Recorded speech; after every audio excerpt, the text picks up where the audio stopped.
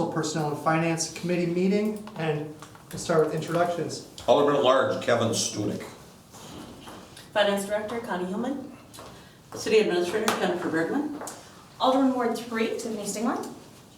Mary, Oh, me? introductions. Oh, Mary Cole, citizen. Jenny Hill, Library Manager. Teresa Burke, Brainerd Dispatch. Chief Mike Bustle. Todd Whitland, BPU. Chris Schubert, HR Director. Scott Magnuson, DPU. Gabe Johnson, Chair of the committee. This is a most well-attended meeting I've been to in 15 months, I must say.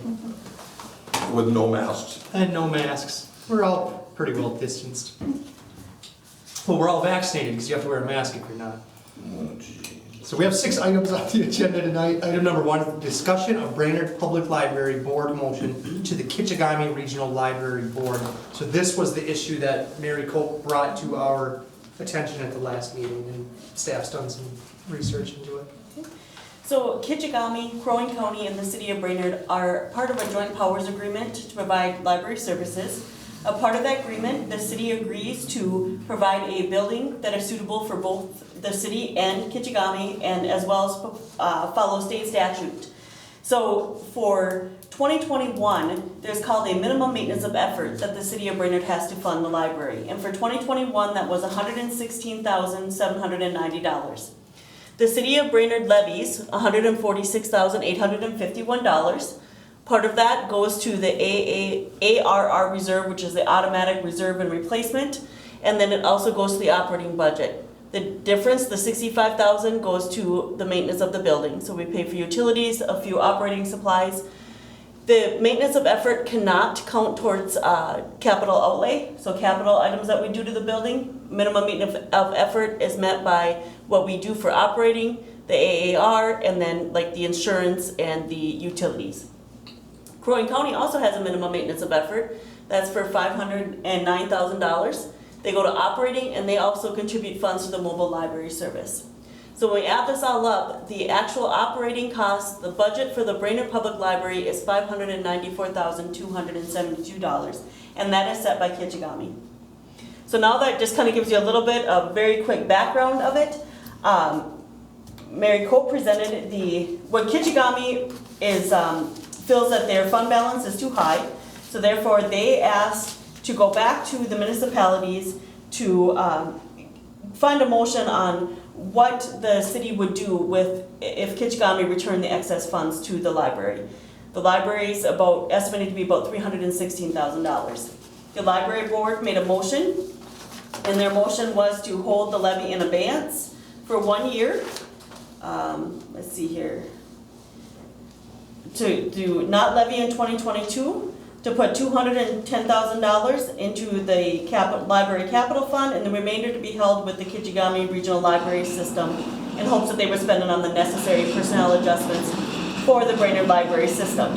And the levy would go back in 2023. That's kind of a basic recap of what it was. Staff looked into it. The only thing that we are concerned about is that if any of these return funds can be used to go towards the minimum maintenance of effort.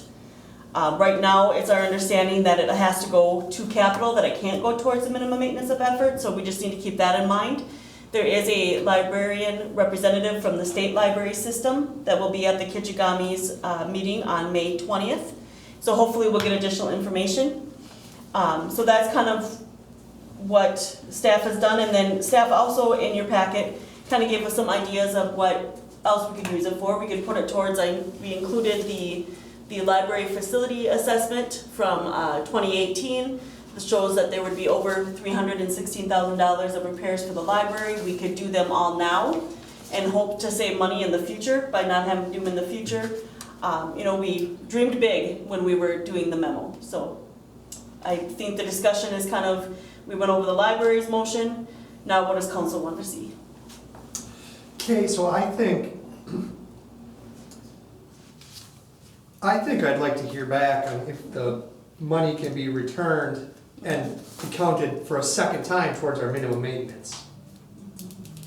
I think the simplest thing to do, because as I explained to you at the meeting, the money will stay with Kitchi. They are going to write us a check. So what we decide and ask them to do, if it's agreed to by the board, will be kind of credited against everything that we need. And the simplest thing would probably be to simply ask them to do what they did this past year. In other words, reduce the proposed levy by a certain amount.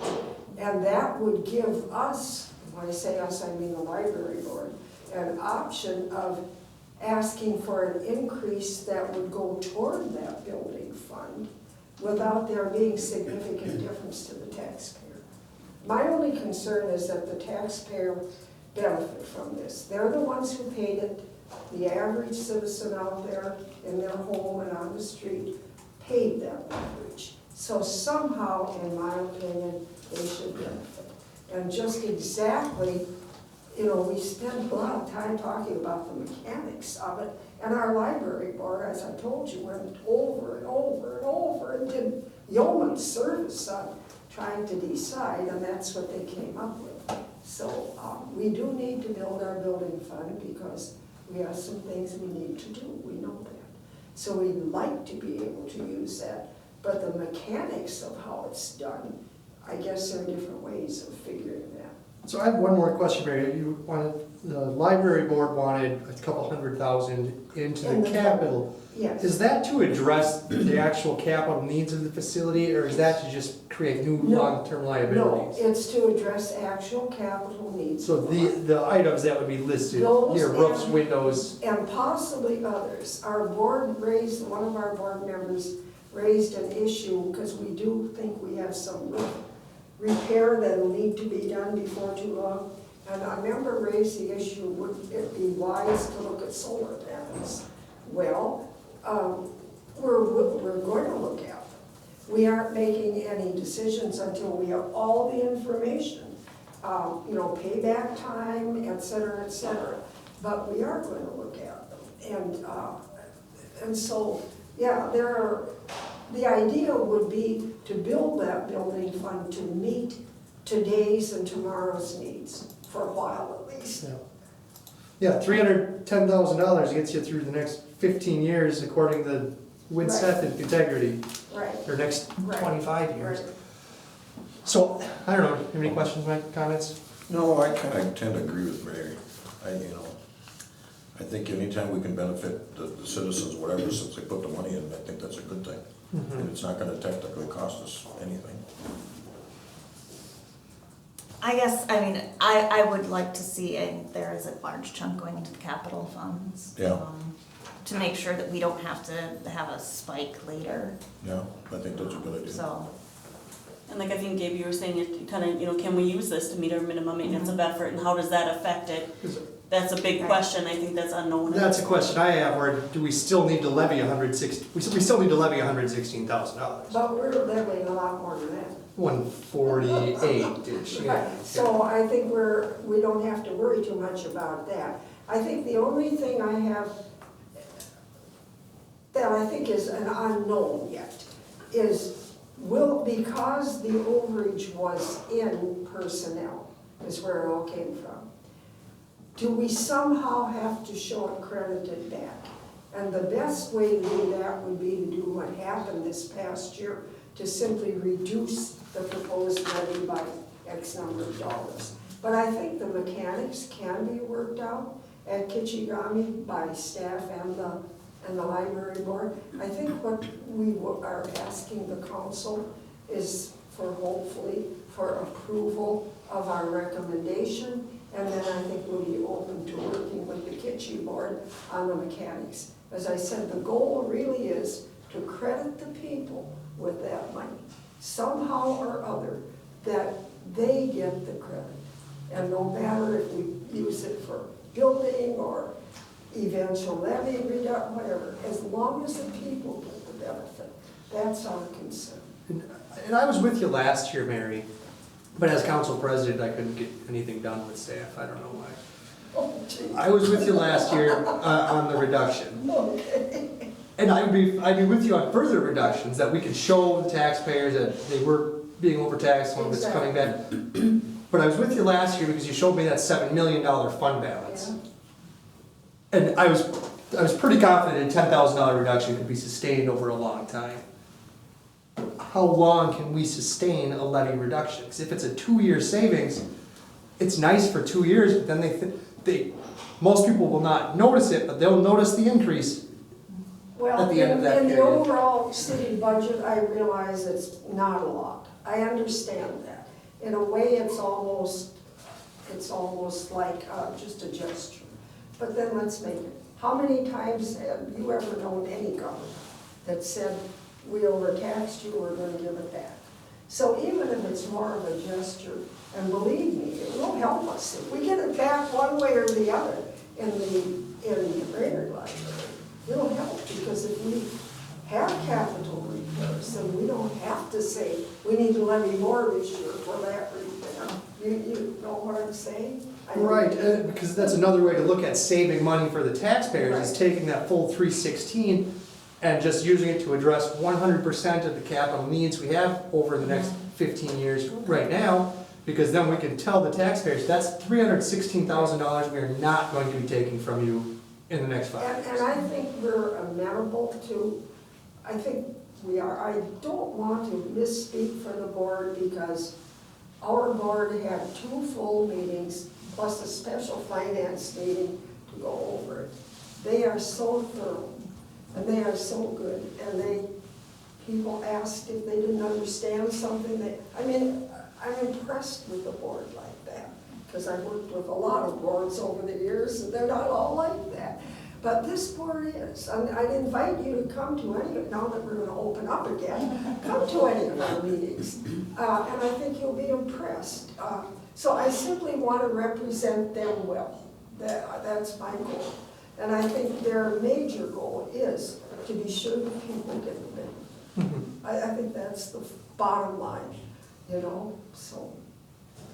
Okay, so here's what I would like to see us do, and if you guys don't want to, don't make the motion. But it's Kitschy's money. They're asking us what we would do if they gave it back.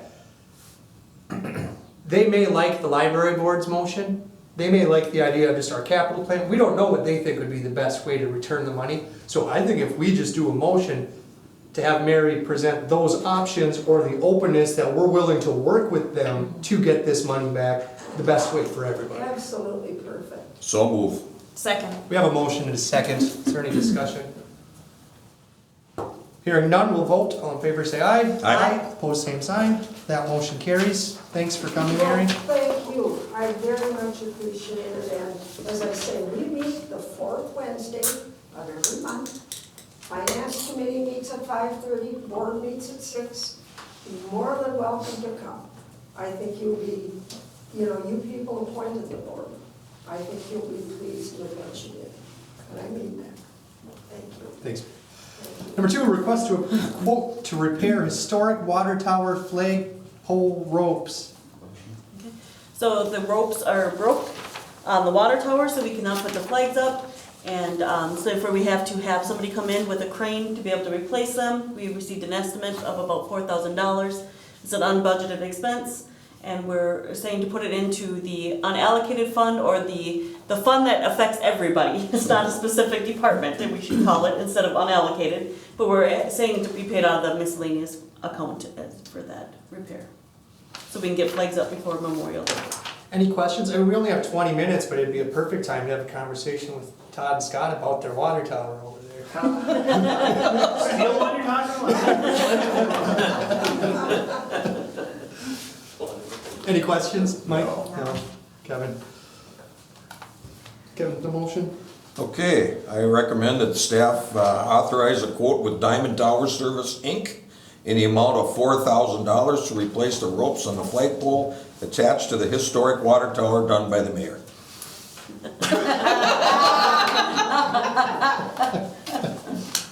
Second. Motion and a second to have the mayor do it. Question, how tall is our ladder truck? Not that tall. Not that tall. It's as tall as the high rise, isn't it? No. Oh, heavens, no. Oh, you couldn't fight down on the high rise? If there was a top floor fire, you're fighting up still? Oh, okay. Never been on a ladder truck. 95, I can make that happen. I've been in the cab, that was about high enough for me, yeah. That was coming. Yeah. Any other discussion? Hearing none, we'll vote. All in favor say aye. Aye. Pose same sign. That motion carries. Number 3, community service officer resignation and request to hire. Chief. Yes, so April 30th, Community Service Officer Andrew Lukes tendered his resignation. It's attached for your viewing. And so we'll be looking at, with that resignation, only leaves us 2 community service officers with 1 police intern we just recently brought on. And our community service officer, Toma, will be attending law enforcement skills program starting the 17th, leaving us with only 2 CSOs currently. So we'll be seeking additional potential candidates in the near future once college and high school are completed, but we're running into some issues with that. And so one of the issues that we have right out of the gate is that our current wages that we're hiring people at is $11.67 an hour. We just got the police intern for $12 an hour, and just to keep consistent, I think we need to go to $12 an hour. And again, that's way below. I think we need to look at budgeting for next year. We're running into issues with individuals wanting to come and work for us, but at the current wage is it's a very much of a concern when you can look at Costco or Walmart hiring, 18-year-old kids for $16 an hour or $18 an hour in the summertime. We're losing, $4 or $6 is a lot per hour for those kids that are looking for wages. So we'll look at that in budget for 2022, but as far as that goes, it's well within our budget. We currently usually run about 4 CSOs, and we're really having difficulties trying to find even candidates. So at least the $12 is 33 cents, if we can meet it within our budget. The fact that we have the intern and the reimbursement, that we'll have more than enough in our current budget for this year, so. Any questions? No. Motion? Well, I will move to accept Andrew Luca's resignation with regret and authorize the filling of the vacancy at $12 an hour. Second. Motion and a second, and I just want to clarify, we typically hire at $11.67, this is changing to 12. Correct. But they usually get to 12. After 100, or it's a couple of 100 or 200 hours. So And the a few whole- pay periods they're at 12 Yes, bucks. and we need to rework that, that is one of my goals. And I think, I'd say go ahead and work out of the budget if we need to go from $20,000 to $26,000 in community service officer to get that rate to 15, 16 to get quality candidates to keep building that pipeline of officers coming in. I think it's well worth paying a little on the front end to benefit on the back end. Absolutely. Any other discussion? Hearing none, we'll vote. All in favor, say aye. Aye. Opposed, same sign. That motion carries. Disposal of retired police squad. Mike? Just another request to authorize the disposal of one of our retired squad cars. It's 2016. Information's attached. We've used Central Minnesota Dealer Auction located just south of Brainerd here. They've done really, really well at getting us really good money for those. And so it's just time to get rid of that one. And this was actually a holdover from last year, so we just finally got our new squad cars in, 9 months late. So that's the reason why we are a little bit late on getting this one. So this is one of the few ones last that we actually own. Make a motion to authorize the sale of retired police squad number 422, utilizing Central Minnesota Dealer Auction. Second. We have a motion and a second. Any questions? And I have one question, Mike, and it's based on the 9-month delay we had getting our new fleet of interceptors. And before the meeting, you mentioned that you guys are out there getting in a lot of high-speed chases in the last couple of months.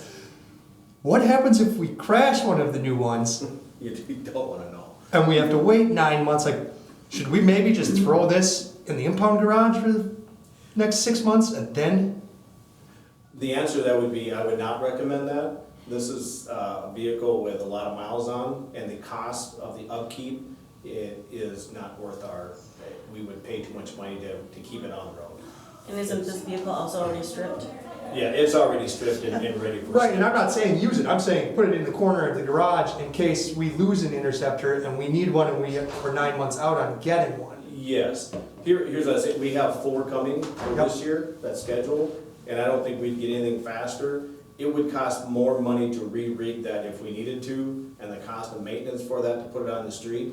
I think we would have other options. Okay, we have better options. Yeah, we would have much better options. We could take my squad car and use that. As long as you don't crash 3 squad cars together. That's good, Stay behind the drunk drivers, do not get in front of the drunk drivers. but duly noted, so yes, that would be a fear of ours. Any other discussion? Hearing none, we'll vote. All in favor, say aye. Aye. Opposed, same sign. That motion carries. Next item, still the chief, police officer hire ratification. Yes, just looking for the ratification of hiring officer candidate Jacob Skolton. And he had played the pre-employment screening process. His first day of employment is scheduled for June 1st. Mr. Skolton would start at 2021 step rate 1 of 26 per hour pursuant to the LELS contract, or their agreement.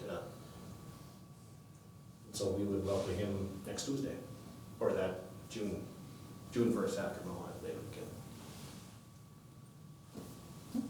weekend. I moved that we affirm the hiring of police officer Jacob Skoll.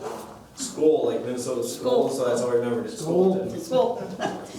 Starting at step 1. Second. We have a motion to second. Any discussion? Just want to say, police department does the best job of any department on getting people in on step 1. I think everybody hired there is in on step 1. I like that. Of course you do. Any other discussion? Hearing none, we'll vote. All in favor, say aye. Aye. Opposed, same sign. That motion carries. And adopt resolutions for state bonding priorities. Jennifer. Thank you, Mr. Chair. So the state will be considering bonding projects for 2022. The bonding bill applications need to be submitted by June 18th. And prior to that, the city needs to adopt a resolution prioritizing our projects. So we did, at a department head, just kind of brainstorm on what projects we thought could be considered at a staff level as recommendations to you. There were 2 that we came up with. The obvious is the water storage tanks, which staff is recommending is our #1 priority. And then the other one is the Cuyuna Lakes State Trail Extension. So the water storage tanks, Scott and Todd can probably elaborate on a lot more, but it's about an estimated $10 million project. We are going to be bonding for about $5.6 million, which leaves a gap, and we thought that this would be a really good bonding project to request funds for. The other project is the Cuyuna Lake State Trail Extension. We did get a DNR grant for $1.1 million, but the total project cost is $3 million, leaving us about $1.9 short. Our recommendation is prioritizing in that order: water storage tanks 1 and the state trail priority 2, and they do need individual resolutions.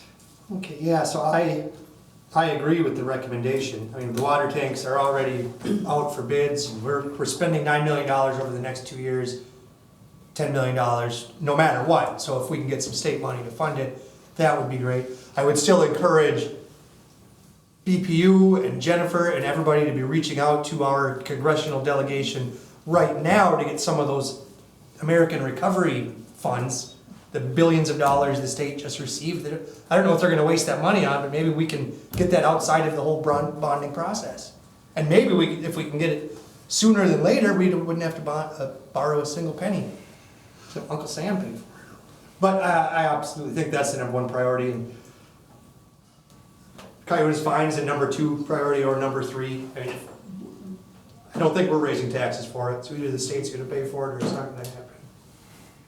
Any other discussion? No. I'll make a motion. What would your #2 priority be then? Something more interesting than the trail. Okay. If you're gonna bump it down, I thought you'd have something. Water tower or what? No, we tried the water tower years ago. It's not. All right, I'd make a motion to adopt the resolution authorizing the city administrator to file an application with Minnesota Management and Budget Office for the purpose of a water storage tank as the #1 priority. Second. We have a motion and a second to recommend adopting this resolution. Any discussion?